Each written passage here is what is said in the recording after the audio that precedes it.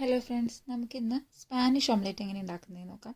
നമുക്കിതിന് പൊട്ടറ്റോയും ഒനിയനും കുറച്ച് എഗ്സ് മാത്രം മതി. അപ്പോൾ ആദ്യം അരിഞ്ഞു വെച്ചിരിക്കുന്ന ഒനിയനും പച്ചമുളകും പൊട്ടറ്റോയും ഇട്ട് കുറച്ച് നേരം വഴറ്റാം.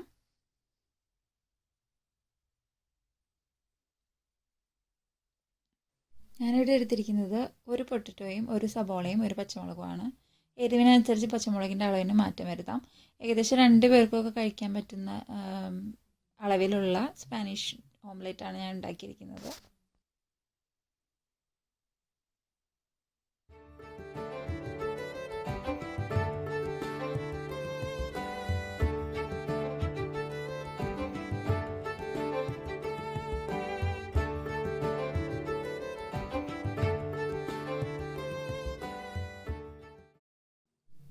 പൊട്ടറ്റോ വേവാൻ വേണ്ടിയിട്ട് കുറച്ച് നേരം മൂടി വെച്ച് വേവിക്കാം. ചെറു തീയിലിട്ടൊരു 4-5 മിനിറ്റൊക്കെ ആകുമ്പോഴേക്കും പൊട്ടറ്റോ അത്യാവശ്യം വെന്ത് കഴിഞ്ഞിട്ടുണ്ടാവും.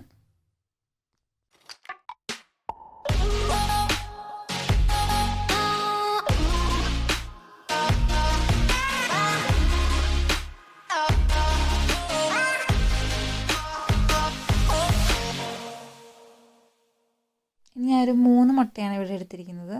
മുട്ട നന്നായിട്ട് അടിച്ചെടുക്കുക. ആവശ്യത്തിന് ഉപ്പ് ചേർത്തിട്ട് നന്നായിട്ട് അടിച്ചെടുക്കേണ്ടതാണ്.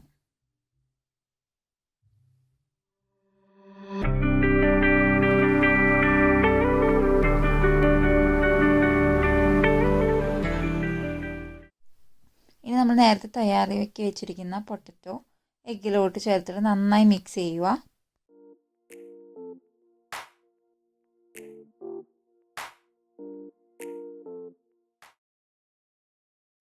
ഞാനിവിടെ കുറച്ച് കുരുമുളക് പൊടി കൂടി ആഡ് ചെയ്ത് കൊടുക്കുന്നുണ്ട്. നമ്മുടെ എരിവിനനുസരിച്ച് നമുക്ക് ആഡ് ചെയ്യാം.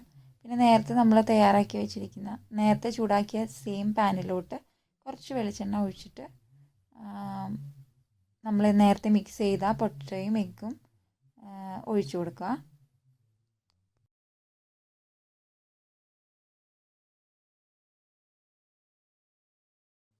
ഇതിന് മൂടി വെച്ച് നന്നായി വേവിക്കുക. ഒരു 2 മിനിറ്റൊക്കെ മൂടി വെച്ച് കഴിഞ്ഞാൽ അതിൻ്റെ ഒരു സൈഡ് വെന്ത് കിട്ടും. ഇനി അത് നമ്മൾ തിരിച്ചിടണം.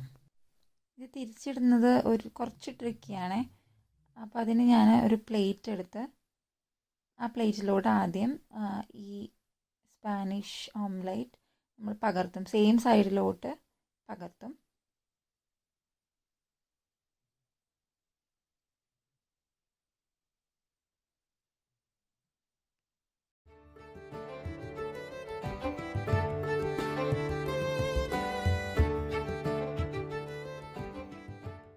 ഇനി നമ്മുടെ പാൻ പ്ലേറ്റിൻ്റെ നേരെ കമത്തി വെച്ചിട്ട് പിന്നെ അത് അങ്ങനെ തിരിക്കുക. എന്നിട്ട് അപ്പോൾ അത് കറക്റ്റായിട്ട് മറഞ്ഞു കിട്ടും. അല്ലെങ്കിൽ കട്ടി കൊണ്ട് നമുക്ക് പാനിൽ വെച്ച് അടുപ്പിൽ വെച്ച് തന്നെ ചെയ്യാൻ പറ്റത്തില്ല. കമത്താൻ ഭയങ്കര ബുദ്ധിമുട്ടാണ്. അപ്പോൾ ഒരു സൈഡ് നന്നായി വെന്ത് നല്ല കളറൊക്കെ ആയിട്ട് വന്നിട്ടുണ്ട്. ഇനി അടുത്ത സൈഡും കൂടി മൂടി വെച്ച് 1-2 മിനിറ്റ് ആകുമ്പോഴേക്കും 2 സൈഡും നന്നായി വെന്തിട്ടുണ്ടാവും. അപ്പോൾ നമ്മുടെ സ്പാനിഷ് ഓംലെറ്റ് ഇവിടെ റെഡി ആയിട്ടുണ്ട്. നമുക്കിതിന് പിസ്സ കഴിക്കുന്ന പോലെയൊക്കെ ട്രയാങ്കിളായിട്ട് മുറിച്ച് കഴിക്കാവുന്നതാണ്. ഈവനിങ് സ്നാക്കായിട്ടോ ബ്രേക്ക്ഫാസ്റ്റൊക്കെ ആയിട്ട് ഇത് യൂസ് ചെയ്യാം. നല്ല ഫില്ലിംഗ് ആയിട്ടുള്ള റെസിപ്പിയാണ്. പിന്നെ നമുക്ക് ഇന്ത്യൻ ടച്ച് ആഡ് ചെയ്യുന്നുണ്ടെങ്കിൽ കുറച്ച് മസാല എക്സ്ട്രാ നമുക്ക് ആഡ് ചെയ്യാം. സ്പൈസസ് നമുക്ക് നമ്മുടെ ഇഷ്ടത്തിനനുസരിച്ച് കുറച്ച് ചേഞ്ചസ് ഒക്കെ വരുത്താം. ഇതിപ്പോൾ ബേസിക് ആയിട്ടുള്ള സ്പാനിഷ് ഓംലെറ്റാണ്. പക്ഷേ ഇത് വളരെ ടേസ്റ്റിയാണ്.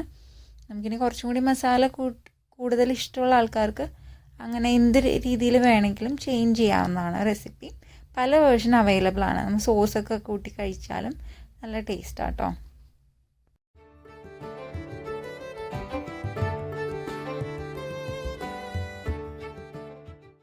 അപ്പോൾ ഇത്രയേ ഉള്ളൂ സ്പാനിഷ് ഓംലെറ്റിൻ്റെ റെസിപ്പി. എല്ലാവരും ട്രൈ ചെയ്ത് നോക്കണേ. Thank you.